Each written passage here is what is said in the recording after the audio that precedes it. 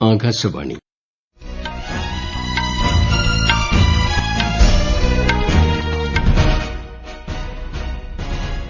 നമസ്കാരം.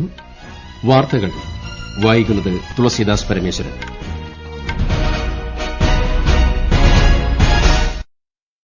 പ്രധാന വാർത്തകൾ. പ്രധാനമന്ത്രി നരേന്ദ്രമോദിയുടെ 2 ദിവസത്തെ UAE സന്ദർശനത്തിന് ഇന്ന് തുടക്കം.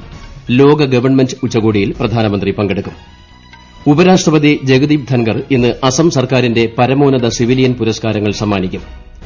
ന്യൂഡൽഹിയിൽ ഇന്ന് നടക്കുന്ന കർഷക പ്രക്ഷോഭത്തോടനുബന്ധിച്ച് ഡൽഹി പോലീസ് വിപുലമായ സുരക്ഷാ ക്രമീകരണങ്ങൾ ഏർപ്പെടുത്തി.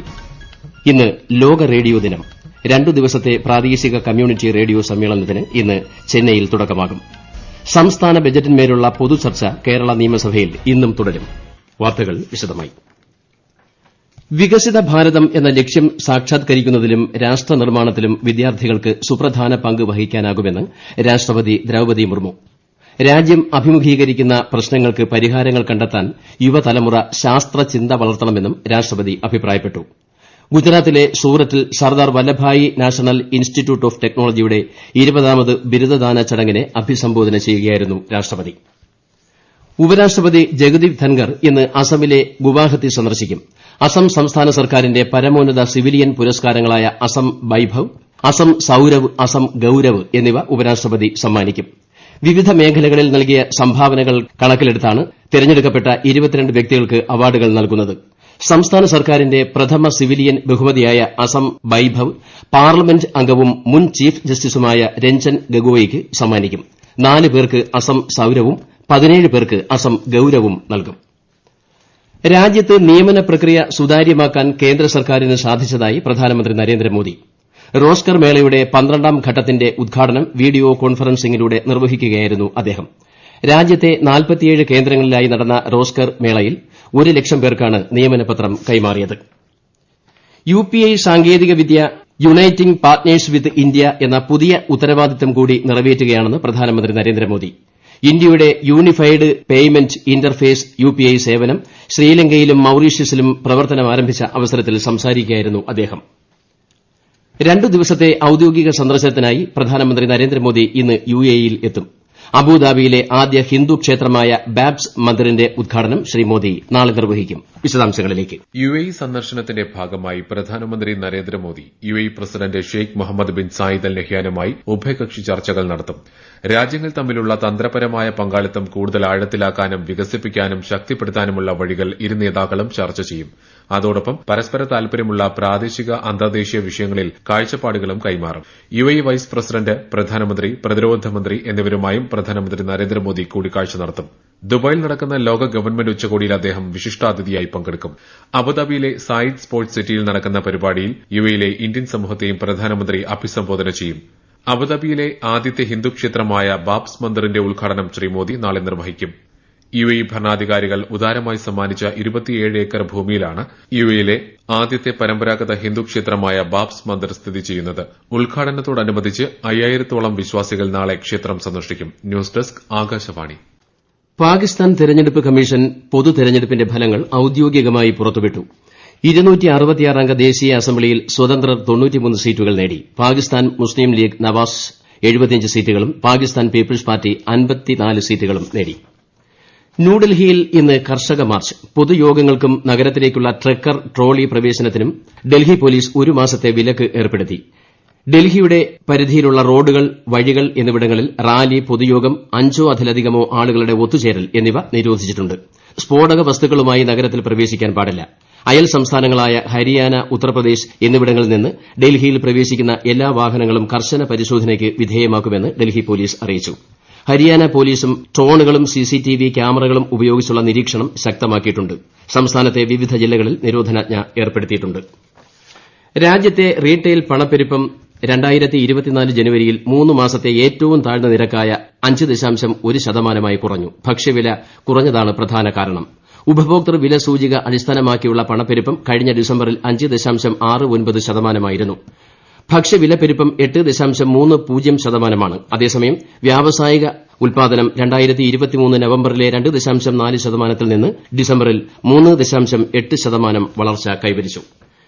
ബീഹാറിൽ മുഖ്യമന്ത്രി നിതീഷ് കുമാർ സർക്കാർ നിയമസഭയിൽ വിശ്വാസ വോട്ട് നേടി 243 അംഗ സഭയിൽ ആർജെഡി എംഎൽഎമാരായ ചേതൻ ആനന്ദ് നീലം ദേവി പ്രഹ്ലാദ് യാദവ് ഉൾപ്പെടെ 129 പേർ പ്രമേയത്തിനെ പിന്തുണച്ചു പ്രതിപക്ഷമായ ആർജെഡിയും കോൺഗ്രസും ഇടതു പാർട്ടികളും വോട്ടെടുപ്പ് പ്രക്രിയ ബഹിഷ്കരിച്ചു ആകാശവാണിയിൽ നിന്നുള്ള വാർത്തകളാണ് ഈ കേൾക്കുന്നത് ഇന്ന് ലോക റേഡിയോ ദിനം റേഡിയോ അറിവും വിനോദവും വിദ്യാഭ്യാസവും പകരുന്ന നൂറ്റാണ്ട് എന്നതാണ് ഇത്തവണത്തെ പ്രമേയം പാവപ്പെട്ടവർ കുടിയേറ്റക്കാർ ന്യൂനപക്ഷങ്ങൾ തുടങ്ങി വിവിധ ജനവിഭാഗങ്ങൾക്കിടയിൽ റേഡിയോയുടെ വ്യാപനം വർദ്ധിപ്പിക്കുക എന്ന ലക്ഷ്യത്തോടെയാണ് അന്താരാഷ്ട്ര റേഡിയോ ദിനം ആചരിക്കുന്നത് ഒരു റിപ്പോർട്ട് 1946 ഫെബ്രുവരി 13 ഐക്യരാഷ്ട്രസഭ റേഡിയോ പ്രക്ഷേപണം ആരംഭിച്ചതിന്റെ ആദരസൂചകമായാണ് എല്ലാ വർഷവും ഇതേ ദിവസം ലോക റേഡിയോ ദിനമായി ആചരിക്കുന്നത് യുനെസ്കോയിലെ അംഗരാജ്യങ്ങളുടെ പ്രഖ്യാപനത്തെ തുടർന്ന് 2011ലാണ് ലോക റേഡിയോ ദിനം ആചരിച്ചു തുടങ്ങിയത് ഇത് പിന്നീട് 2013ൽ ഐക്യരാഷ്ട്രസഭയുടെ പൊതുസഭ അന്താരാഷ്ട്ര ദിനമായി അംഗീകരിച്ചു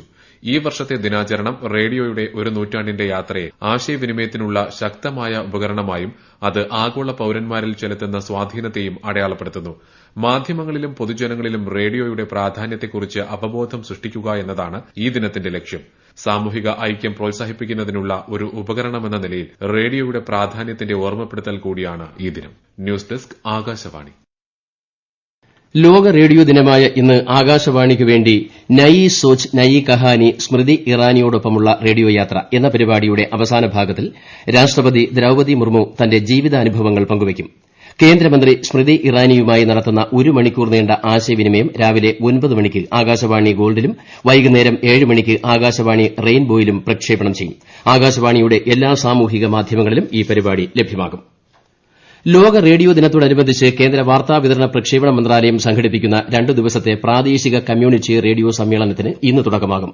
ചെന്നൈയിലെ അണ്ണാ യൂണിവേഴ്സിറ്റിയിൽ നടക്കുന്ന സമ്മേളനത്തിൽ കേന്ദ്രമന്ത്രി അനുരാഗ് സിംഗ് ഠാക്കൂർ മുഖ്യപ്രഭാഷണം നടത്തും രാജ്യത്തെ കമ്മ്യൂണിറ്റി റേഡിയോകൾ 20 വർഷം പൂർത്തിയാക്കുന്നതോടനുബന്ധിച്ചാണ് സമ്മേളനം നടത്തുന്നത് ദക്ഷിണേന്ത്യൻ സംസ്ഥാനങ്ങളിലെയും കേന്ദ്രഭരണ പ്രദേശങ്ങളിലെയും 117 കമ്മ്യൂണിറ്റി റേഡിയോ സ്റ്റേഷനുകളും പരിപാടിയിൽ പങ്കെടുക്കും സംസ്ഥാന ബജറ്റിന്മേലുള്ള പൊതുചർച്ചയ്ക്ക് നിയമസഭയിൽ തുടക്കമായി ഡെപ്യൂട്ടി സ്പീക്കർ ചിറ്റയം ഗോപകുമാർ ചർച്ചയ്ക്ക് തുടക്കം കുറിച്ചു നവകേരള മുന്നേറ്റത്തിന്റെ ബജറ്റാണ് സംസ്ഥാനത്ത് അവതരിപ്പിക്കപ്പെട്ടതെന്ന് അദ്ദേഹം പറഞ്ഞു ബജറ്റ് ചർച്ചകൾ വ്യാഴാഴ്ച വരെ തുടരും അതേസമയം വയനാട്ടിലെ കാട്ടാന ആക്രമണം സംബന്ധിച്ച അടിയന്തര പ്രമേയത്തിന് അവതരണ അനുമതി നിഷേധിച്ചതിൽ പ്രതിഷേധിച്ച് നിയമസഭയിൽ ഇന്നലെ പ്രതിപക്ഷം വാക്കൌട്ട് നടത്തി ലോക്സഭാ തെരഞ്ഞെടുപ്പിൽ കോട്ടയം മണ്ഡലത്തിൽ എൽഡിഎഫ് സ്ഥാനാർത്ഥിയായി കേരള കോൺഗ്രസ് എമ്മിലെ സിറ്റിംഗ് എംപി തോമസ് ചാഴിക്കാടൻ മത്സരിക്കുമെന്ന് party chairman Jose K Mani അറിയിച്ചു 2019ലെ തെരഞ്ഞെടുപ്പിൽ യുഡിഎഫിന്റെ ഭാഗമായാണ് കേരള കോൺഗ്രസ് എം മത്സരിച്ച് ജയിച്ചത് ആറ്റുകാൽ പൊങ്കാലയോടനുബന്ധിച്ച് ഭക്ഷണ സാധനങ്ങൾ വിതരണം ചെയ്യുന്നവർക്ക്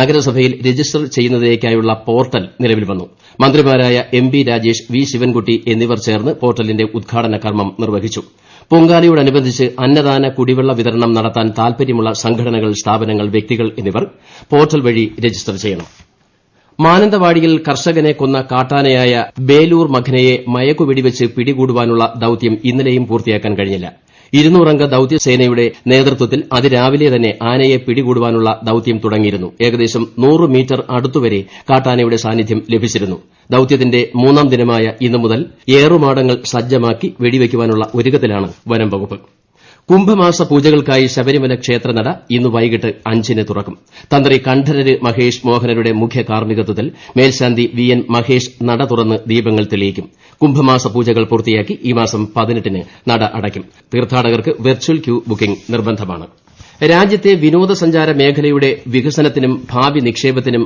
ആത്മീയ ടൂറിസത്തിന് ഉയർന്ന സാധ്യതയുണ്ടെന്ന് കേന്ദ്രമന്ത്രി സ്മൃതി ഇറാനി കാശി ഇടനാഴി മഹാകാൽ ഇടനാഴി അയോധ്യയിലെ രാമക്ഷേത്രം തുടങ്ങി ഇന്ത്യയിൽ ഉടനീളമുള്ള ആത്മീയ പദ്ധതികൾ വൻതോതിൽ വിനോദസഞ്ചാരികളെ ആകർഷിക്കുന്നുണ്ടെന്നും ന്യൂഡൽഹിയിൽ നടന്ന 6ാമത് ഹോട്ടൽ ഉടമകളുടെ സമ്മേളനത്തെ അഭിസംബോധന ചെയ്തുകൊണ്ട് മന്ത്രി പറഞ്ഞു പ്രധാന വാർത്തകൾ വീണ്ടും